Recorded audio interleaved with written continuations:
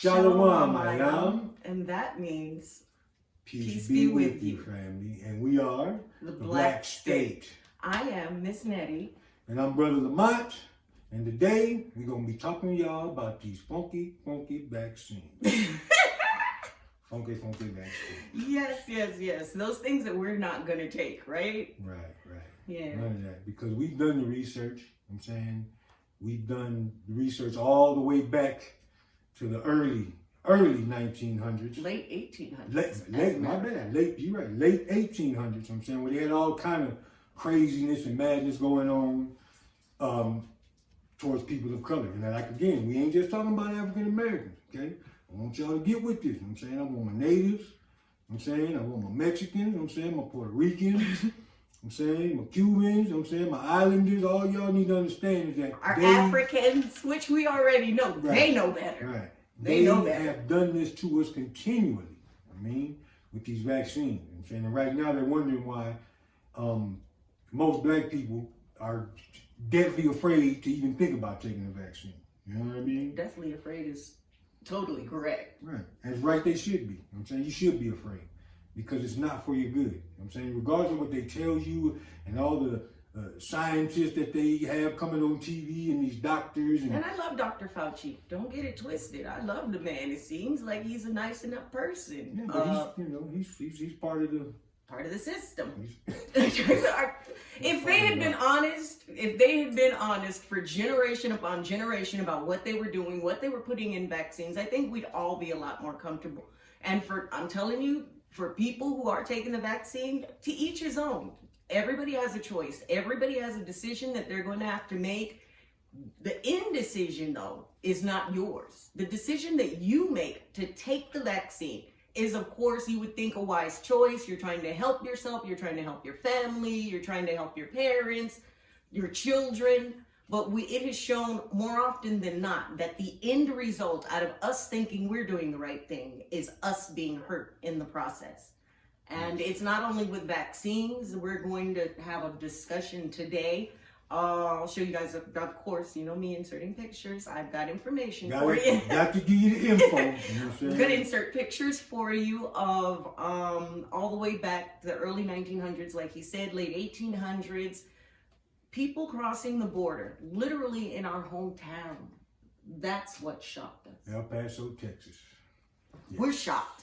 Let me move on to tell you why we're shocked. The things that we found out about immigration policies in the late 1800s and 1900s, what we found out, and I'm still in shock about, is the fact it's not funny.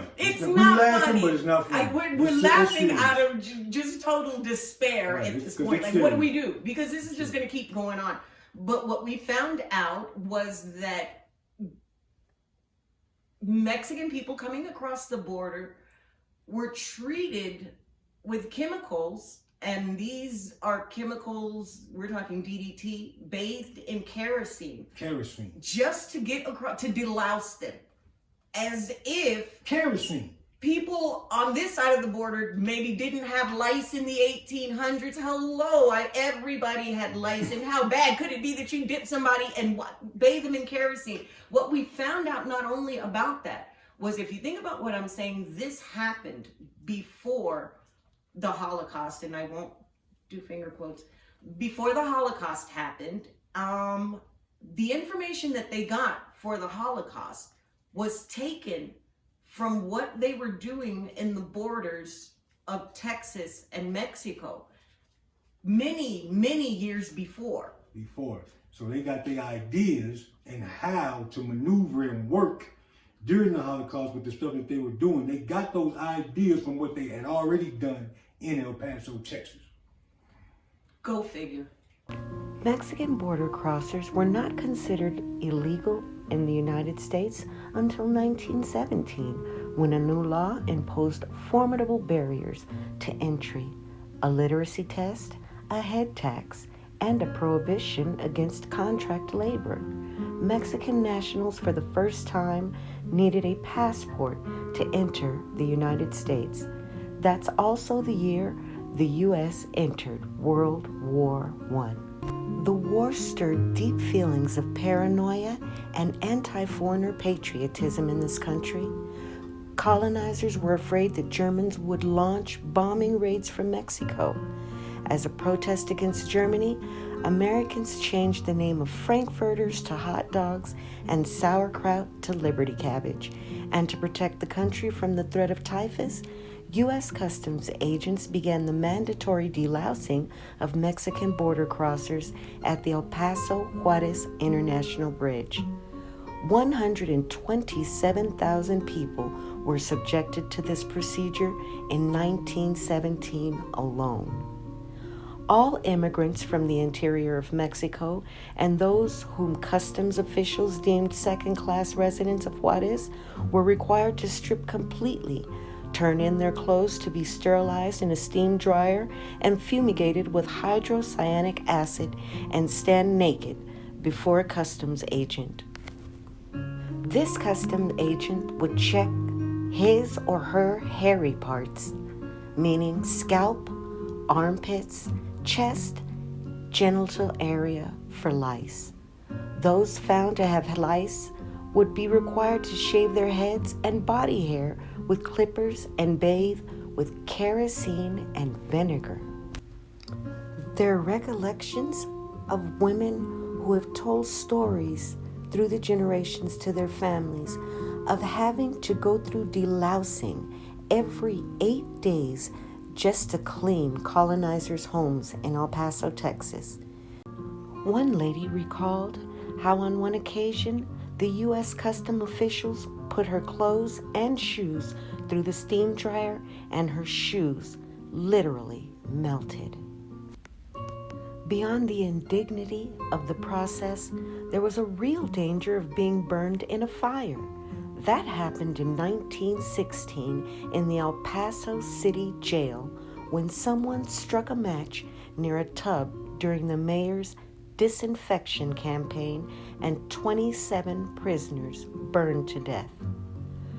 On January 28, 1917, a 17-year-old beautiful young woman, an old Juarez maid named Carmelita Torres, who crossed the border daily to clean homes of the colonizers in El Paso, refused to take a bath and be disinfected. Press accounts estimated that by noon, she was joined by several thousand demonstrators at the border bridge.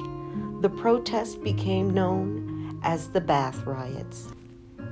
The local Anglo press did everything it could to sensationalize the typhus threat from Mexico, although one U.S. Public Health Service official stated that the typhus problem in El Paso was no worse than it was in most major cities in the United States. In 1917, there were 31 typhus cases in the United States and only 3 typhus-related fatalities in El Paso. Yet the delousings went on for decades along the U.S.-Mexican border, long after the threat had passed of either typhus, epidemic, or German bombers, even up to the late 50s. During the guest worker bracero program, Mexican laborers were still being sprayed with DDT before being allowed to enter the United States. Why? Because the paranoia not only was about physical contamination, it also was about the cultural and genetic kind. As a part of the research that I did, I came upon some photographs taken in 1917 in El Paso, Texas. The pictures, which are part of the U.S. public health records, showed large steam dryers used to disinfect the clothes of the border crossers at the Santa Fe Bridge. I also unexpectedly uncovered other information in these national archives that took my breath away and went far beyond family lore or microhistory. These records point to the connection between the U.S. Customs disinfection facilities in El Paso, Juarez in the 1920s and the disinfection Skammern, meaning disinfection chambers in Nazi Germany. The documents show that beginning in the 1920s, U.S. officials at the Santa Fe Bridge deloused and sprayed the clothes of Mexicans crossing into the U.S. with Zyklon B. The fumigation was carried out in an area of the building that American officials called, ominously enough, the gas chambers. I discovered in an article written in German scientific journal, written in 1938, which specifically praised the El Paso method of fumigating Mexican immigrants with Zyklon B. At the start of World War II, the Nazis adopted Zyklon B as a fumigation agent at German border crossings and concentration camps. Later, when the final solution was put into effect, the Germans found more sinister uses for this extremely lethal pesticide. They used Zyklon B pellets in their own gas chambers, not just to kill lice, but to exterminate millions of human beings. Wow. Colonizers.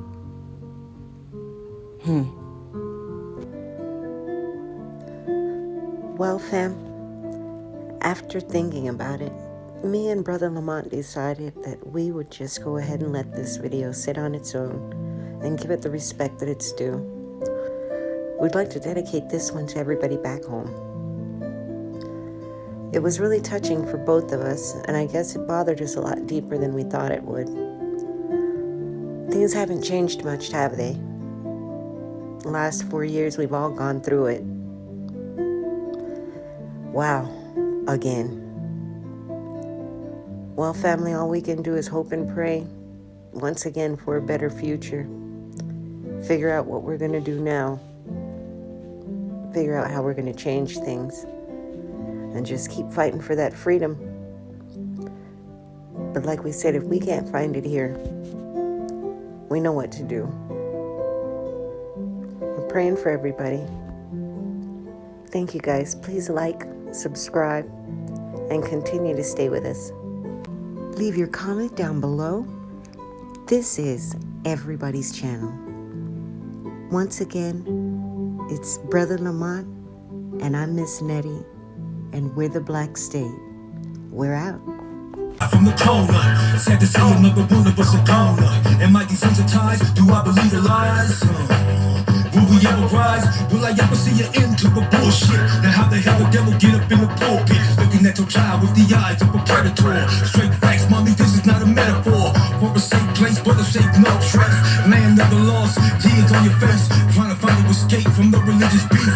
True meaning means to hold down the religion.